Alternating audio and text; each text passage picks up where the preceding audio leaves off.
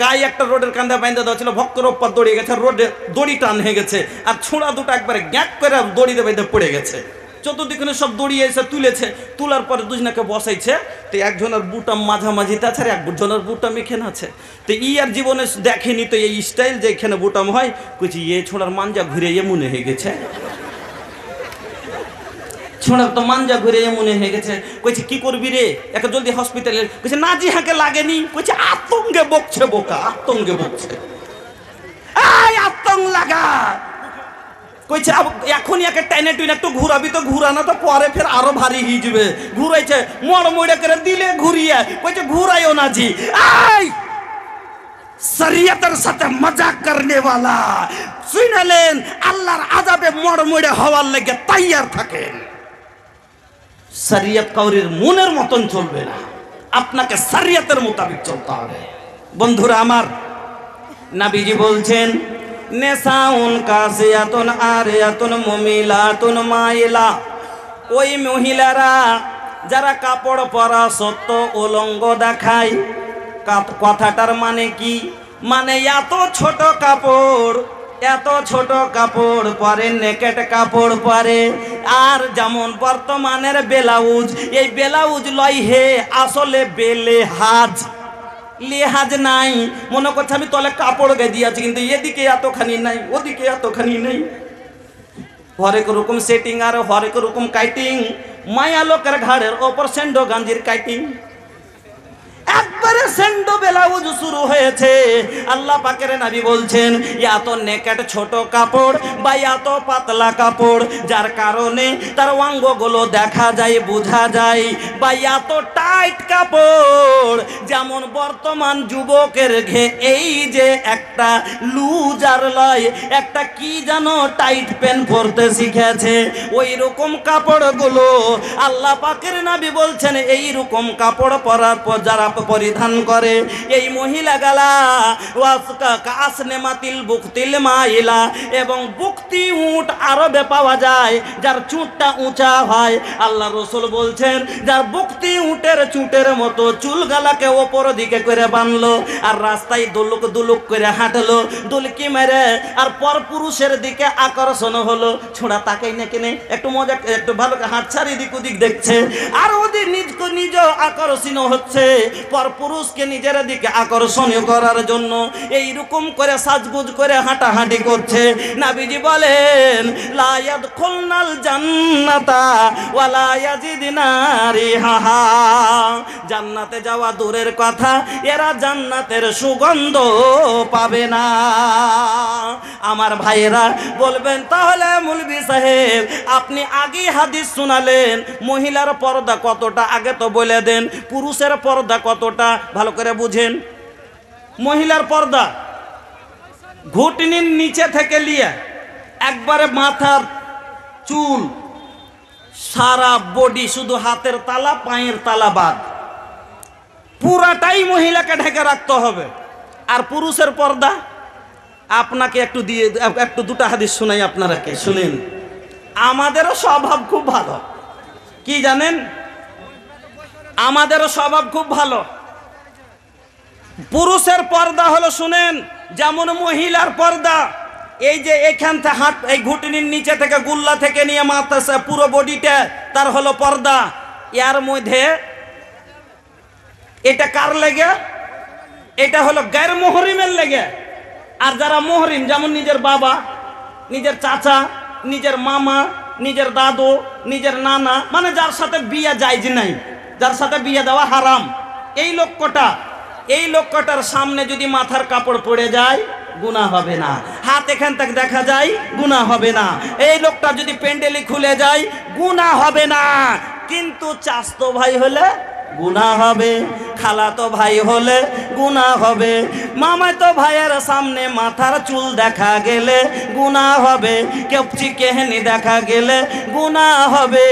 ও মুসলমান ভাইয়েরা শুনেন, আমার মা খালারা শুনে যান, হজ আল্লাহর একটা বিধান, হজ শুনেন, হজ আল্লাহর একটা বিধান আর কাম।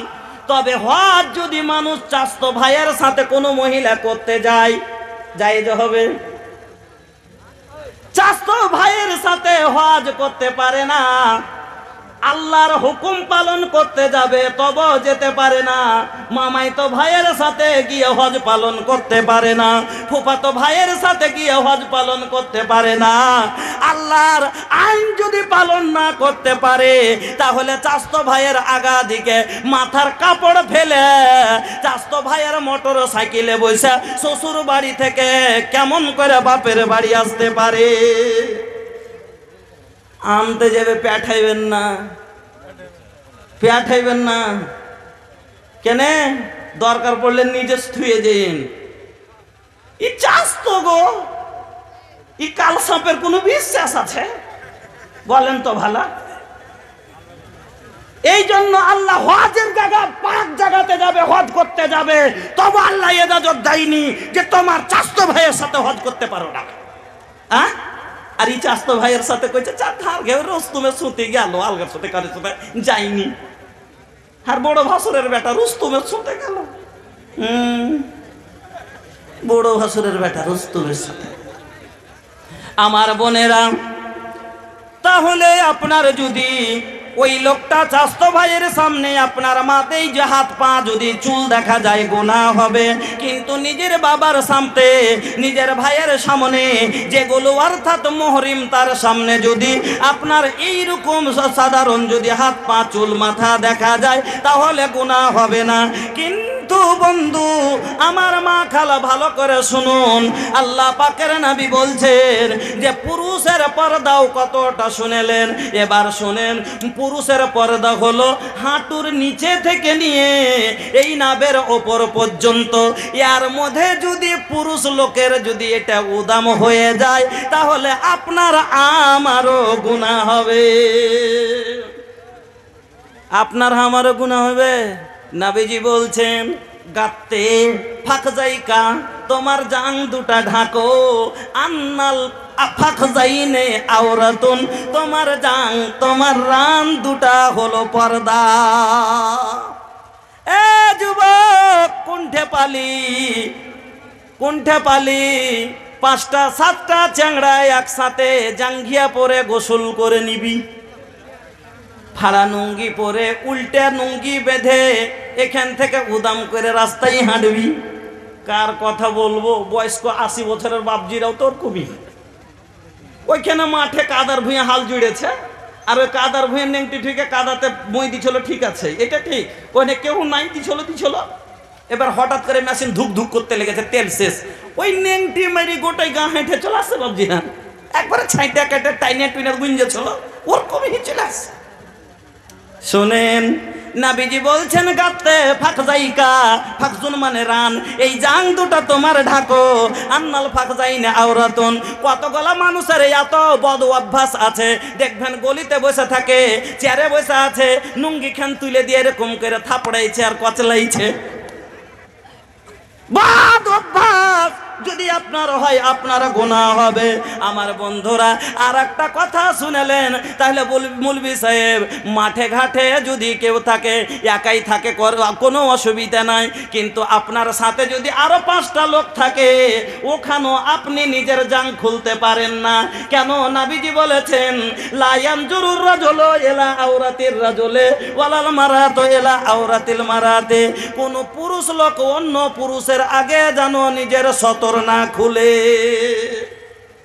বেটা ছেলে হইলো, বেটা ছেলের আগা দিকে তোমার চাস্তো ভাইয়ের আগা দিকে তুমি জাঙ্গিয়ে এখান থেকে এখান করে উদম করতে পাইবা না। কিছাবে তোর জাহার তা কি হলো খুলে নিংটি গুলো মেরেলে টেঙ্ক একবার ঠিক নিংটি পেন পিন দেখা দিলে।